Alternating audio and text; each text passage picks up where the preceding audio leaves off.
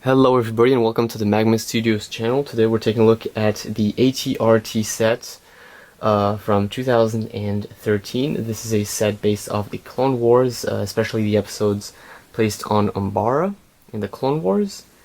And so this set is getting a remake soon, by the end of the year, I believe in August, so I thought it would be nice to go back and take a look at this old LEGO Star Wars set, or at least now considered old, from when, you know. So it's an old LEGO Clone Wars set. I like to start off with the minifigures. First off, we get Yoda. So what's nice about this set is that they wanted to kind of go back. Yoda does not appear in any of the Umbara episodes in the Clone Wars, but nonetheless they decided to remake him because he hadn't come out in LEGO in a while, and he comes out in his Clone Wars outfit. Obviously comes with his green lightsaber. He has a rubbery molded face, gray hair on the back. He comes with some short legs so they cannot fold, and he has his regular 10 chest piece. So nothing very special there. It's the basic Yoda we've been seeing. Obviously there's probably some color or shade improvement since the first version, but ultimately it seems to be the same minifigure to me. Next up we get a Commando Droid. However, this is a Commando Droid Commander, so that's what makes him special. I do have quite a bit of Commando Droids, but I never had the chance to get the Commando Droid Commander, so I guess that's nice. It makes him a bit more of an exclusive minifigure, so it's always very appreciated. It comes with a regular blaster. What makes him different is the white markings on his faceplate. Otherwise, the rest of the minifigure is the same that we saw in the battle pack and some other sets.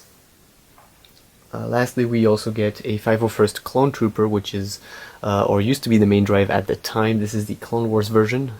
It's important to know that we are getting, I believe, Star Wars Episode 3 versions, or at least movie versions of the clone minifigures by the end of the year. I guess that's the main change that we're looking at.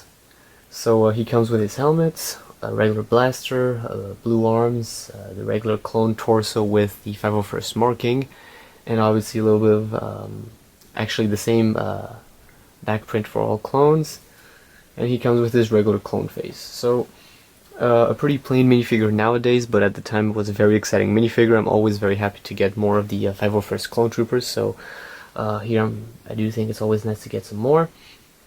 I'm very excited for the battle pack, or at least the pack coming by the end of the year, because we're getting 4 Clone Troopers in one set, and here we only got 1.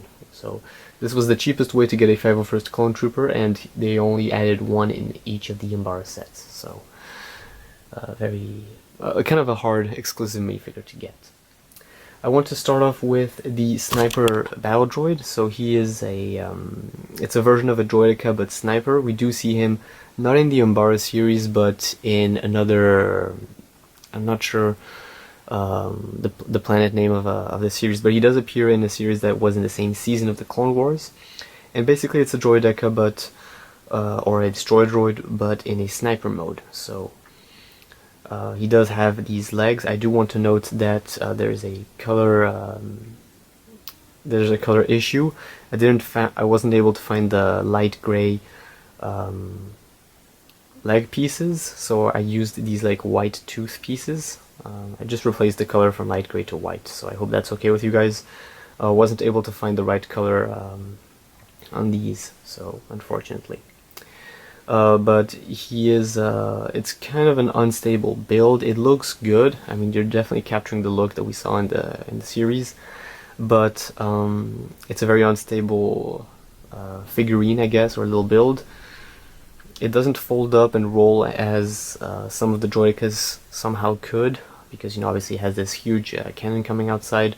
I like the attempt of the build, but I don't feel like it's sturdy enough for me to go around and play with it, or I don't feel like it's good enough, or I guess the word I'm looking for is, I don't know, I feel like it's definitely oversized and not that much good looking. I feel like they could have done better for this set, or at least for this little build, but at the same time I'm glad they included it in the set. So I don't know. I do have mixed opinions on this, but it's definitely always nice to get a different droid. Getting a regular droideka would have been a bit boring because we already been having quite a few of those in other sets. Moving on to the ATRT, which I guess is the main drive of the build. Once again, it's also oversized, but then again, so many LEGO Star Wars sets are oversized all over the place, and I'd rather get an oversized ATRT with so much detail like this one than getting a tiny one and you know, probably paying the same price, or not getting as many detail or as much detail. So I don't really mind the oversizing of the ATRTs in LEGO, so wanted to get that clear. Starting off with the legs are pretty cool. They have once again a lot of detail, a very cool shape. Obviously they are foldable, so you can play around with the hinges. They have a blue color pattern along the leg system that brings up to the central system, or at least I'd like to say the basin that holds up both legs of the chicken walker. Coming up, we have the frontal gun, which moves sideways. It doesn't move up and down similarly to some of the newer models. I just reviewed the one from Kashyyyk. I'm not sure if that one had a gun that could go up and down, but I do believe that it was a stronger build, so more detailed and more flexible. Here's a look at the whole part set. When you look at where you can place the clone trooper, you can place him. He has a control, and on the back you can place his blaster. You got some antennas here up on the back as well, and then you have this whole frontal shield part, so you can actually lift that up and kind of move that around however you want. There's not so much flexibility to it, but you can play around and, you know, just install your chicken walker the way you want it. So that's kind of nice. It does include some 501st stickers, and they don't actually possess the blue color. So if you would want to change all the blue coloring of the chicken walker to yellow or just regular gray, you could always do that, and the stickers would still apply. So that's something pretty cool about this set. So yeah, you know, it's a very standard set. There's not much play features to it. It's basically moving the legs. You got some little protection for your trooper. Obviously, place your trooper, and then you have this frontal gun, which is the main drive. It used to be a $20 set. So in the end, you're not. It's not a crazy big LEGO set. You know, it's very nice, very complimentary. I do feel like this is a classic, or it is becoming a classic for most Clone Wars collectors and Clone Wars fans.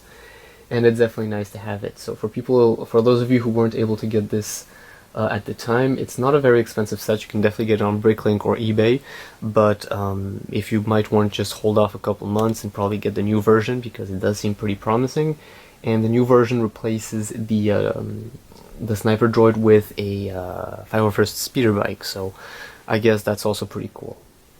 I do like the minifigure choice in this set. I do feel like you're definitely getting a fair price for what you paid back then. Nowadays it may be a bit more expensive, so it's a little bit harder to decide. That's mostly on you guys. But I do feel like this is a must-get for all LEGO Star Wars, Clone Wars fans mostly. And then if you're just into LEGO Star Wars, I guess this is a nice set to go back to. So guys, thanks for watching my review. Let me know what you guys think in the comment section below, and then I'll see you guys next time here on the channel for another LEGO review. Bye-bye.